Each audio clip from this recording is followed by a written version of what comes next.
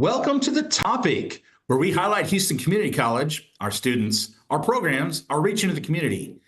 I'm Daniel Scholl. I'm one of the financial coaches here at HCC, and we're here every Thursday afternoon when HCC is in session, live at 2 p.m. on Facebook and YouTube. Please follow us on social media as Houston Community College District and watch us on HCC TV via your local cable provider. Today is part of our continuing special topic series called Financial Focus. Every month, we bring you ideas for working more skillfully with your finances to live your best life, take care of your family, and benefit your community. My guest today is Dr. Richard Simonds. He's an assistant professor of social work and the director of the Financial Coaching and Economic Stability Lab in the College of Public Service at the University of Houston downtown. Go Gators.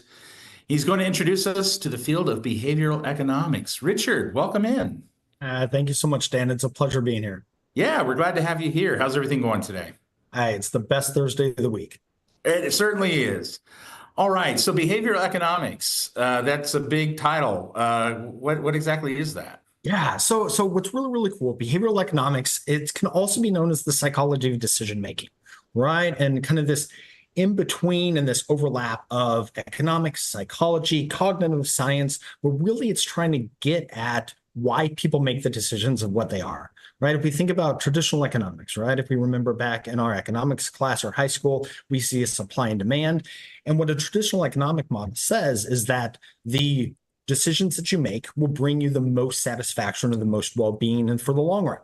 Well, we know that doesn't always happen, right? And so behavioral economics acknowledges that human behavior is often influenced by a lot of other things, right? I'm a human, I have biases, I have emotions, I have thoughts, I have feelings. I woke up today feeling great. I'm going to make a different decision than if I woke up today feeling not great. And it's really evolved over the last several decades. And at first, when people started talking about this in the economics field, in the economics world, they were saying, well, that's great, but it's not traditional economics. And what's really exciting, since it was really, I guess, founded or started talking about in the 70s or 80s, it's really come to the mainframe. And in 2017, one of the founders of behavioral economics, Richard Thaler, actually won the Nobel Peace Prize for economics, which was a little bit controversial at the time too. But I think it really brings into light that this is an important aspect of that decision-making psychology and what we're doing. And there's a lot of concepts and ideas and thoughts in behavioral economics that really helps everybody understand why people make the decisions that they do. So I think that's a great point, right? Because when we think about, basic economics, yeah, it's very much like, A plus B equals C, this supply, this demand, they drive each other, but really that's great if we're all robots, if we didn't have personal decisions. And that works both ways, right? We have behavioral economics in our own personal lives. And then companies also understand behavioral economics and they use it against us. Very, very well. How does this influence us in our personal finances?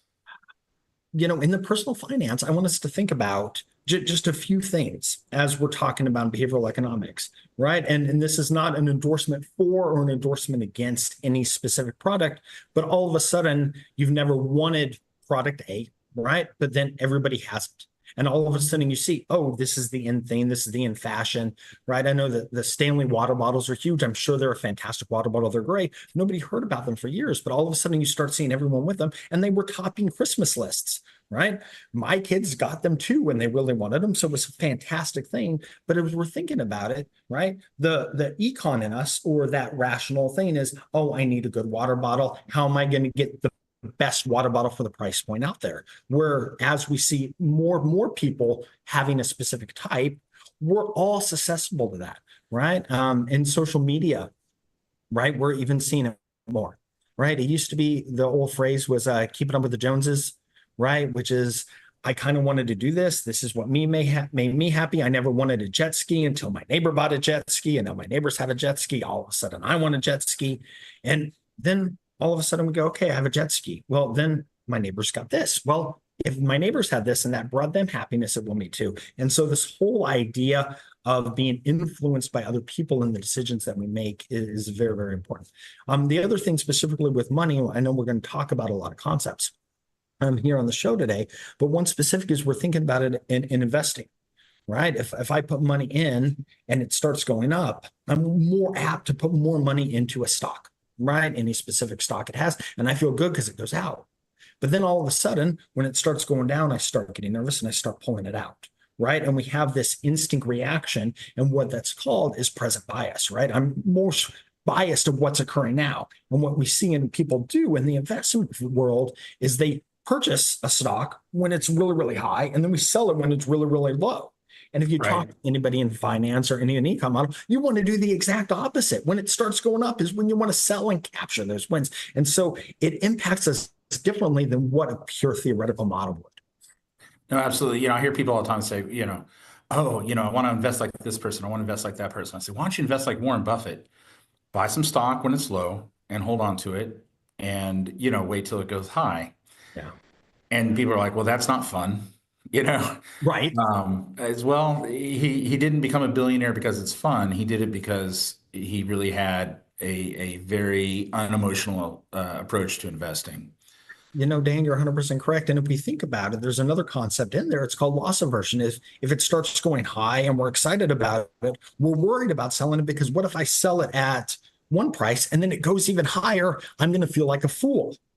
Right. And if you knew it was going to go higher in the future, yeah, that's a silly decision to make. But in reality, we do not know exactly where it's going to be. And so there's a lot of those things in the investing world, but then also in our everyday life, how behavioral economics concepts and how different things impact what we do and how we do it. Yeah, no, I want to jump back to what you said about social media, and keeping up the Joneses. And really today it's more keeping up the Kardashians, right? They even named it that. Oh, have they? Doesn't surprise me, but I tell sometimes people Pinterest may be the worst economic thing that you can do is to start following people on Pinterest because suddenly you think I need to live this lifestyle. Sure. And what do people, social media, how do those influencers make their money on social media? So they can make a lot of different ways, right? They can have a product, they can have the commercials before, they can also be paid to actually have a specific product that they are selling or that they're pushing, and they get a cut of that. And it's marketing, right? And we think about Pinterest now, but at the same time, that's been marketing and how they've marketed and gotten you to actually spend money, right? I always say when it comes to our budgeting and on our personal financial implication is that if you do not have a plan for where your money goes, the chief marketing officer at many companies are really happy to tell you where to spend your money. And they do it through these nudges and through these suggestions and through these ideas. And, social media is just the new platform and the norm where they're doing it. Yeah, I think the difference with social media is that people aren't necessarily realizing that they're being sold to through social media. We're going to come back in a minute, and we're going to talk about how behavioral economics can help you make better choices. Yep. Now, that said, even though we're talking about the evils of advertising, let's take 30 seconds or 60 seconds for a quick commercial break. At Houston Community College, we make your lessons matter. Open the door to real-world education, where passions become careers. Find out more at hccs.edu and let your success take flight. For more than a year, we have kept you informed with more than 500 remote episodes. But now we're back, bigger and better with more news and more guests. Join us live every weekday at 10 a.m. on Facebook and YouTube, and on HCC TV at noon and 5 p.m. You can watch from anywhere. We go where you go.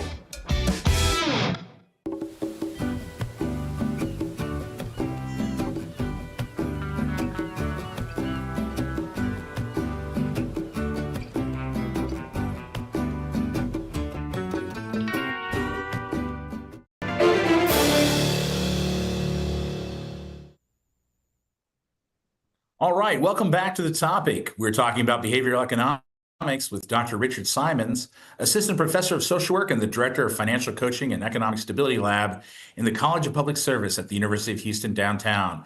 Richard, when we last left, we were kind of talking about, the difficulties of making decisions rationally. How can we make better financial choices? So there's a few things out there that I do want to talk about on being purposeful. I also want to talk a little bit about choice, right? And so one of the first things I want to talk about is choice overload and what that can do to us, right? We often think that I want 300 choices, I need 600 options, right? Whataburger, which I'm a fan of, right? Get it your way. Or is that Burger King? Get it your way. And Burger you King, add and add, and you have all these combinations, and people think that's what I want. But really, what we have learned through behavioral economics and what we have is that more choices does not necessarily mean that I'm going to make a better choice and a better decision having the options, right? And there's a few research studies out there that are very specific to that I would like to just highlight here for the audience. Please. First is, as we're talking about retirement planning, right? Bringing back in that financial focus, right? What we have learned is that the more retirement options and the more funds and the more places that you can put your money in your retirement option, a few people really like it and they say, great, I can have all of these options and do all these things. But what we found through the research is the more options that you have, it actually leads people to actually sign up less and invest less in a retirement plan. And I want you to think about how that impacts long-term financial stability for individuals, right? If there was one fund, right, and we used to call it a pension, right? And when companies have pensions and you put your money in a pension or you had money going in, you had one fund and you didn't have a choice, but everyone was in it. All of a sudden, we're seeing that individuals that had pensions all of a sudden have a little bit of money for retirement, right? When they started with a 401k and you had a handful of funds, right? The uptick rate, how many funds I invested in was good. And then companies said, we're going to be a better company. So instead of giving you 4 options, we're going to give you 50 options. What they learned is that their employees, instead of saying, great, I have all these options, I'm going to select the best one for me because I have all this choice. They said, there's too many. This is too complicated. I don't know what to do. So I don't sign up at all. And again, I want us to think about that, right? Compound interest, the time value of money, how we go through things. Another interesting study to bring it back down, right, to where kind of everybody is something that they did with jellies and jams in a grocery store. Right? When they go and, right, you walk into HEB, you walk into Kroger, you walk into your grocery store and you say, great, I want a free sample. I want to try this. I want to try this. I want to try this. So what they did is they had 4 or 5 jams out and they found out that people would try 2 or 3, right? And about 30-40% of people would actually buy a jam. And they said, well, great. If people are enjoying this with what we're doing, we're going to do more. So instead of just 3 or 4, we're going to have 9 jams. Well, what they found out was when they put the more of the jams on the table, people tried more. They tried 6 or 7, but fewer people purchased one, right? You would think that that's counterintuitive because the more opportunity I had and the more choices that I have, I'm going to be able to make a better decision. I'm going to feel better about the decision I make, right? I'm going to be able to let's go back to that whole definition, the rational explanation of saying, yes, this is the best jam for me. This is the best retirement fund for me. But we do the same thing. We say, nope, they're all good. I like them all. I wasn't here to buy a jam, so I'm not going to. Right. Yeah. And that's really choice overload and how that impacts us. Yeah. I'll give you just a shared example that a professor told me. But before I do that, I'll just say that the correct answer is the raspberry. It's always the raspberry jam is the one to go with. No, so I had a professor and he was from China. And he is a professor at SMU, and he kind of works with his organization to help Chinese immigrants kind of get used to life here in the United States. Yep. And he gets a surprising amount of calls from people at the grocery store that are totally baffled by the toothpaste, shampoo, mustard aisle, right? Where all that stuff is. In China, they have toothpaste. They have one toothpaste. They have one shampoo. They cannot comprehend all these choices, and it actually paralyzes them. Yeah. So, yeah. Oh, sorry, go ahead. No, I was going to say, paralyzed is a great word. We find, and if I'm paralyzed, I'm not going to make a choice at all. Right. Yeah. So there's a thing called the internet, and the internet should be able to answer all of our questions because all the world's knowledge is there, right? So shouldn't it be easy for me to just research this and find out what is the right choice for me? Of course, right? If you go on to and say, what is the best peanut butter for me? If Jif is the first one, it's going to say choose Jif. Right. Right. If it is, go ahead. Well, I was going to say, so is there something you can tell our audience, hey, look, this is how you find better research out there to help with making these decisions? Yeah. And so one of the things that I'm going to challenge people to do, right? If you go see research, you're going to see a lot of information. But when it comes to make better decisions, better choices, what I'm going to challenge people to do is ask themselves questions before they go in and say, what is important to me? Right. And if it's important for me to a jam because I like raspberries, so I'm going to get a raspberry jam, fantastic, then that's what you get. But being comfortable knowing that you are good getting this one for you. Right. And if I know that going in a financial situation, we always talk about, especially with retirement, is saving some is better saving than none. So how do we make those choices and going out and just saying, I'm going to start making a choice? It also, with this whole paralysis, is I feel like I have to make the perfect choice the first time. And if I don't, bad things are going to happen. It's not going to work. But what we've learned is that if I make a choice, I'm more invested in the situation than I am. If I'm more invested in the situation I am, I'm going to do some more research and I can always make another choice the next time. And that's an okay thing to be. Yeah. And you said something really important there, I think. You said, ask yourself some questions, right? Why? Yeah. And I think, especially when you are looking at advice, why is this person giving the advice they have? Do they have a stake in it, right? Mm-hmm. If the person from ABC company is telling me to buy ABC funds, why are they? Is it because they get a good commission off that, right? Mm-hmm. We were talking about, before we got on air here, we were talking about car purchasing. Why am I buying a car? Do I need a car? Do I want a car? Right? Can you talk real briefly about how we differentiate what we really want and what we think we want based on our values here in the last minute? So I think you said something really, really important, Dan, is based on values, right? And so if my values are to have reliable transportation, seek out what reliable transportation is, but then also know that why you made that decision is what's important. Right. And doing that self-check before you walk into that car situation. I think, something that we said, I've talked to people is, so what kind of car do you want? What's value? Well, red, because I'm going to look cute in it, because that's most important. Well, then any red car will work. No, it has to be A, B, and C, right? And have some of those. And so really checking yourself to say, this is what I want for me, and this is what's going to be important, I think is really, really great. Another thing about making choices is sometimes we make choices not because we make them, but because they're kind of made for us before we go, right? And it's one of those, right? You walk into a place and based upon how things are set up, we agree to or not agree to do things based upon how it is presented to us. And I think that'd be something to look at real quick here in our last section that we have here today. Yeah, absolutely. Now, there's a reason why grocery stores are laid out the way that they're laid out. It's like a maze to get us from point A to point B and spend as much money in the middle. We are going to take another break here, and when we return, we're going to look at some more of the practical implications of behavioral economics.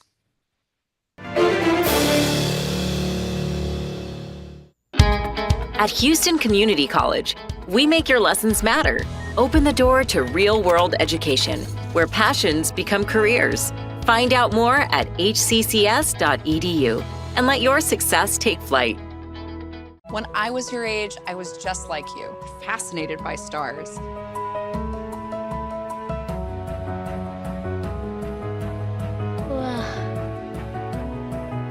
But now I get to search for life in the universe. And who knows, maybe life is looking for us too. So we're like aliens to them? Yeah. Does anyone want to be a scientist now? I do. Awesome. We need more girls in STEM. Maybe we can find aliens. Things could be stranger, but I don't know how. I'm going through changes, through all of the strangeness. I'm going through changes now.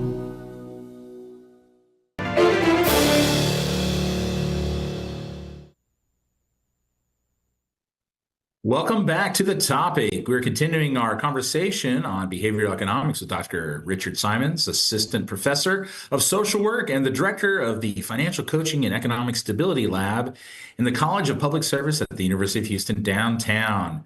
All right, we've been talking about a lot of the theories and ideas behind behavioral economics.